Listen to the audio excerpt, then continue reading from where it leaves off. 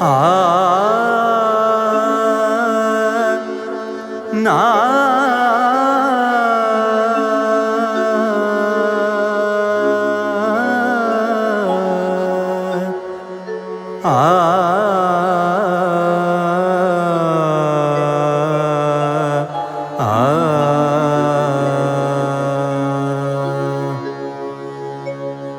और राम रहस्य अनेका, और राम रहस्य अनेका, और राम रहस्य अनेका, और राम रहस्य अनेका।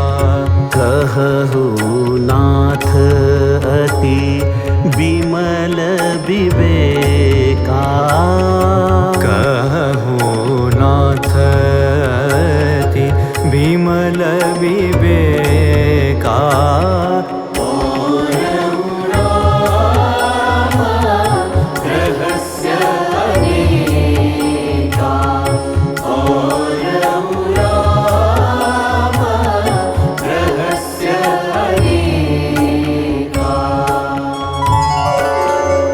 माता पार्वती अत्यंत दीनता से महादेव के पास पृच्छा करती है, प्रभु यह मन बुद्धि से अतर के जो राम है, उस राम तत्व के प्रति आप मुझे उद्बोधन कीजिए।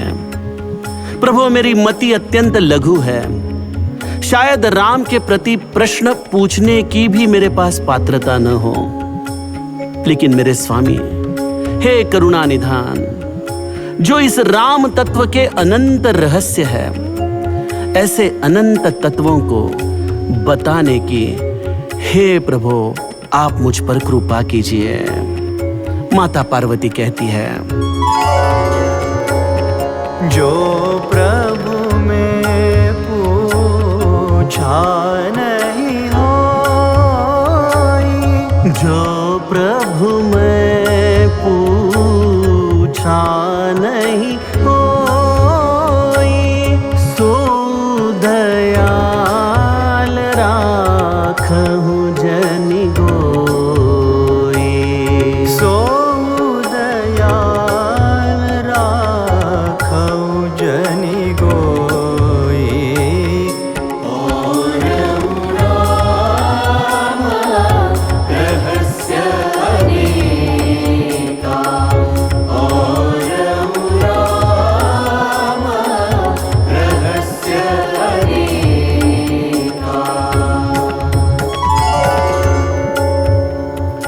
जीवन में अगर कोई बुद्ध पुरुष मिल जाए, कोई संत, कोई महात्मा, कोई पहुंचा हुआ सत्पुरुष, तो उससे प्रश्न किस तरह से पूछा जाए, इसका आदर्श ही हमें माता पार्वती इस पृच्छा के द्वारा बताती है। पृच्छा करने के लिए चाहिए सबसे प्रथम दीनता, अहंकार शून्यता और उस परम तत्व को जानने की परम जिज्ञासा। और इसलिए माता पार्वती अत्यंत आर्त भाव से महादेव जी के चरणों में प्रार्थना करती है और कहती है,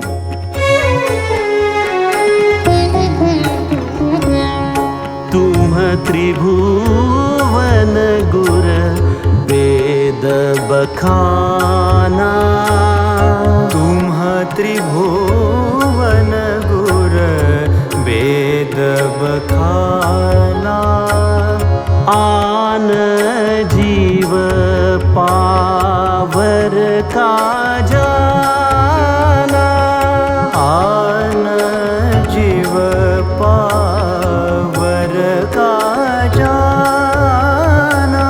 प्रश्न उमा के सहज सुहाई,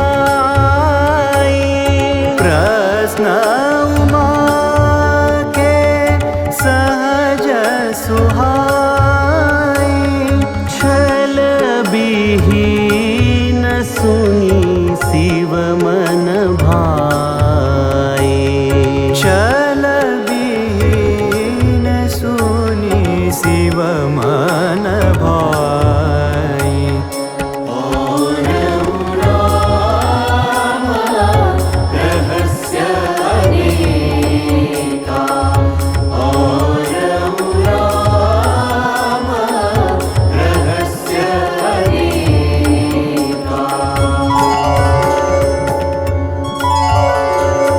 आत्मज्ञानी संत का अगर कोई प्रारब्ध का महद भाग्य का क्षण है तो उसे ऐसा आर्त जिज्ञासु शिष्य प्राप्त हो, और ऐसे शिष्य की प्राप्ति होने के पश्चात वह संत उसका बुद्ध्यांक नहीं देखता, वह देखता है तो केवल उसका मन।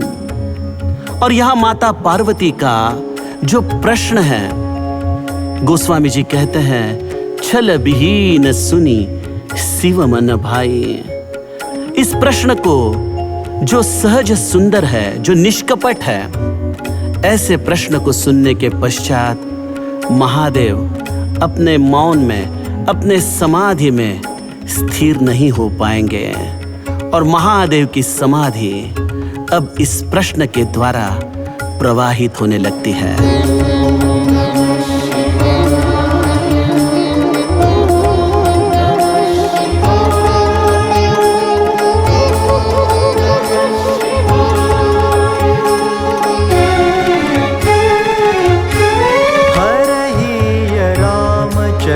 सब आए, हरहि राम चरित सब आए, हरहि राम चरित सब आए, हरहि राम चरित सब आए। प्रेम पुलक लोचन जल छाए, प्रेम पुलक लोचन जल छाए, प्रेम पुलक लोचन जल छाए, प्रेम पुलक लोचन जल छाए। हरहि राम चरित सब आए, हरहि राम चरित सब आए, हरहि राम चरित सब आए। महादेव जी माता पार्वती के द्वारा पूछे गए इन प्रश्नों के द्वारा समस्त रामचरित्र को अपने हृदय में अनुभव करने लगे। जैसे एक माँ अपने बच्चे के अगर कोई उसे फोटोज मिल जाए तो उसे देखते देखते जैसे अपने होश खो बैठती है, वैसे माता पार्वती के द्वारा पूछे गए प्रश्नों से महादेव के हृदय में प्रभु रामचंद्र के अनंत रूप प्रकट होने लगे। अपने आराध्य का दर्शन करके महादेव का शरीर पुलकित हुआ है, उनके नेत्र सजल होते हैं, और महादेव के हृदय में जो यह प्रभु रामचंद्र का रूप प्रकट हुआ है, उसके द्वारा उनके हृदय की जो अवस्था होती है उसका वर्णन गोस्वामी जी हमारे सामने करते हैं। श्री रघुनाथ रूप और आवा, श्री रघुनाथ रूप और आवा, श्री रघुनाथ रूप और आवा, श्री रघुनाथ रूप और आवा।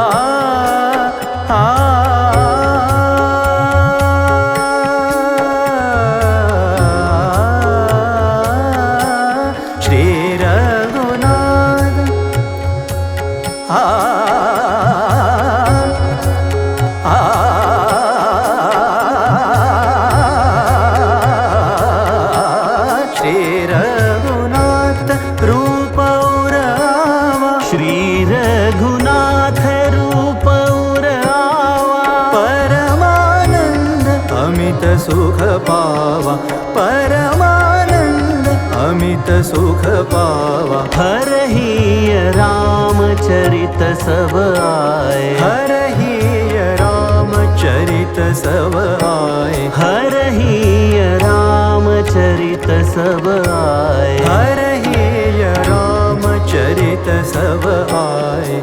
देखिए कितनी सुंदर विधि गोस्वामी जी हमें इस चौपाई के द्वारा बताते हैं।